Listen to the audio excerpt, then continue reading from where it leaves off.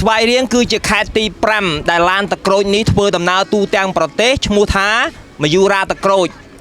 តែពីតកែវមកដល់ស្វាយរៀងនេះវាហោះអត់រួចទេដោយសារវាមានស្ពានមួយឈ្មោះថាស្ពានអ្នកលឿងអញ្ចឹងបើវាប្រឹងឡើងស្ពានអ្នកលឿងមកដល់លើខ្នងស្ពានអ្នកលឿងវាដាច់ខ្យល់ប៉ាត់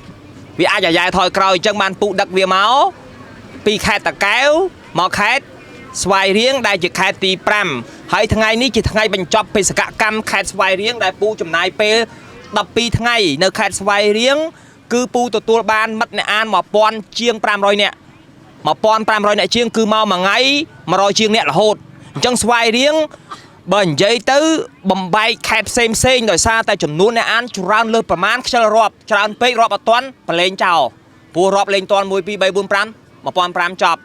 ហើយខេត្តផ្សេងក៏ច្រើនដែរដោយសារតែខេត្តដំបងអ្នកណាដឹងថាពូមកពីខេត្តដំបងមកពីខេត្តណាមកពីខេត្តមែនទេកំពង់សោមខេត្តបរសៃនុមែនទេអញ្ចឹងពូមកពីកំពង់សោមបន្ទាប់មកពូបើកចុះមកតាមកពោតបើកមកកែបបើកមកតកែវបុកមកខេត្តស្វាយរៀងហើយចប់ស្វាយរៀងវៀងចូលព្រៃវែងចប់ព្រៃវែងបើកលេងទៅត្បូងឃ្មុំចប់ត្បូងឃ្មុំវៀងមកជុំចូលកំពង់ចាមចប់កំពង់ចាមបើកដូចក្តាមទៅកំពង់ធំចេញពីកំពង់ធំបុកសម្រុកធ្លុះទៅដល់ខេត្តសៀមរាបចប់សៀមរាបចូលកញ្ចេះចប់កញ្ចេះចូលដីរដ្ឋមណ្ឌលគិរីចប់មណ្ឌលគិរីវៀងតាមកោះញែកជ្រែកចូលរតនៈចេញពីរតនៈបើកទម្លាក់មកអូពងមាន់មកសងំនៅស្ទឹងត្រែងបន្ទាប់ពីស្ទឹងត្រែងចប់បើកចូលទឹកដីព្រះវិហារលាព្រះវិហារចូលឧត្តរចេញពីឧត្តរចូលបន្ទាយចេញពីបន្ទាយកាត់ចូលដីប៉ោយប៉ែតបើកចូលដីប៉ៃលិនចេញពីប៉ៃលិនចូលបាត់ដំបងចេញពីបាត់ដំបងមកពោធិ៍សាត់ចេញពីពោធិ៍សាត់ស្កាត់ចូលខេត្តកោះកុងចេញពីកោះកុងវៀងចូលកំពង់ស្ពឺចេញពីកំពង់ស្ពឺវៀងចូលខេត្តកំពង់ចាមចេញពីកំពង់ចាមបុកបញ្ចប់នៅខេត្តកណ្ដាលភ្នំពេញអញ្ចឹងឡានពណ៌តក្រូចនេះគឺជាឡានដែលដូចខ្មោចងាប់ហើយកាលពីមុនវាងាប់នៅក្រោមដើមស្វាយមួយនៅខេត្តបៃលិនពូក៏ដាស់វាមកថាហេងើបវាអត់មានម៉ាស៊ីនទេវាអត់មានស្លៀកពាក់អីទេវាអញ៉ៃណាស់វាខ្ទេចខ្ទីអស់ហើយពូក៏ហៅវាដាក់ឈ្មោះថាមយូរ៉ាតក្រូចដោយសារមយូរ៉ាតក្រូចក្មួយដែលឃើញសត្វមយូរ៉ាទេហ្នឹងហើយអ្នកអានសភៅដូចគ្នាដែរអ្នកអានសភៅសាធារណៈដោយសត្វមយូរ៉ាអញ្ចឹងមិនងាយឃើញទេតែឥឡូវមយូរ៉ាមកតាមផ្លូវអ្នកអានសភៅពេញផ្លូវដែរអញ្ចឹងមកដល់ខេត្តស្វាយរៀងនេះអ្នកអានបាន1000ជាង500នាក់ទទួលសភៅឧបត្ថម្ភពីមិត្តអ្នកអានបានជាង300ក្បាលហើយគាត់ឲ្យពូយកដាក់នៅបណ្ណាល័យហើយស្វាយរៀងនេះពូទទួលបានធំជាងគេគឺទឹកចិត្តនិងស្នាមញញឹមរបស់អ្នកស្វាយរៀងឲ្យតែពូងើបឡើងឡានរបស់ពូត្រូវបានភ្ជួរអាហារដោយមិនដឹងថាអ្នកណាដែលភ្ជួរទេជឿថាភ្ជួរមកមាននំមានកាទៀវមានអីចឹងណាហើយពេលដែលពូទៅហូបហាងណា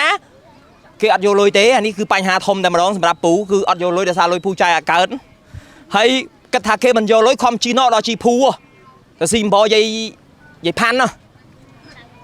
ហូបមិនតាន់បានអស់ផងគេដាក់មន់លើតុកពឹបគេថាបងមន់អត់បានហៅផងគេថាគេចេញលុយរួចហើយអញ្ចឹងលេងបានចាយលុយនៅស្វាយរៀងដោយសារប្រជាជនគាត់ចំណាយឲ្យទាំងអស់ហើយអ្វីដែលពិសេសថ្នាក់ដឹកនាំក៏បានចូលរួមថាអូធ្វើអញ្ចឹងអត់អីទេក្មួយពេលដែលពូធ្វើអញ្ចេះរួចអ្នកណាគេមានលទ្ធភាពធ្វើចោះដោយសាររដ្ឋាភិបាលគេមិនបញ្ហាទេឲ្យតែយើងធ្វើដើម្បីបម្រើប្រជាជនមែនទេពីមុនគេថាអីគេធ្វើអញ្ចឹងទីគេដេញហ្នឹងមានណាដេញទេកុំឲ្យតែយើងប្រើក្នុងប្រយោជន៍ផ្ទាល់ខ្លួនឬក៏យើងឃោសនារឿងអីផ្សេងតែបើយើងធ្វើដើម្បីប្រជាជន let's go do it ធ្វើទៅអញ្ចឹងទេសចរអំណាននឹងចប់ដាច់ខ្យល់នៅដាច់ឆ្នាំ2025ទេសចរអំណានគឺចប់ប៉ុន្តែពូនឹងត្រឡប់មកស្វាយរៀងវិញជូនកដោមួយគឺពូទៅទិញកូនឡានខ្ជូតមួយដកម៉ាស៊ីនកវែងចោលដាក់នៅកន្លែងណាមួយពូដាក់សភៅ1500ក្បាលឲ្យពួកអ្នកនរគ្នាអានហើយឡានហ្នឹងគឺពូលាបពណ៌ឲ្យស្អាតរួចពូគូរបាំមួយឈ្មោះថារបាំគោះត្រឡោបហើយដាក់ថាបណ្ណាល័យស្វាយរៀងអញ្ចឹងពូនឹងមកម្ដងទៀតស្វាយរៀងពូនឹងយកបណ្ណាល័យ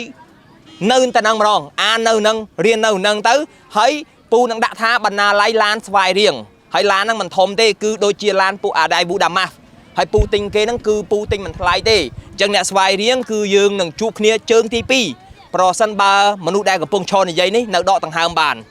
មិនដឹងថាបែកពីក្មួយទៅមិនដឹងថាតាមណាតាមណីព្រោះឡានពូនេះដេកក្នុងឡានហ្នឹងទេដេកក្នុងឡានហ្នឹងហើយពូអត់ហូបបាយល្ងាចទេពូងុយទឹកក្នុងឡានហ្នឹងទេ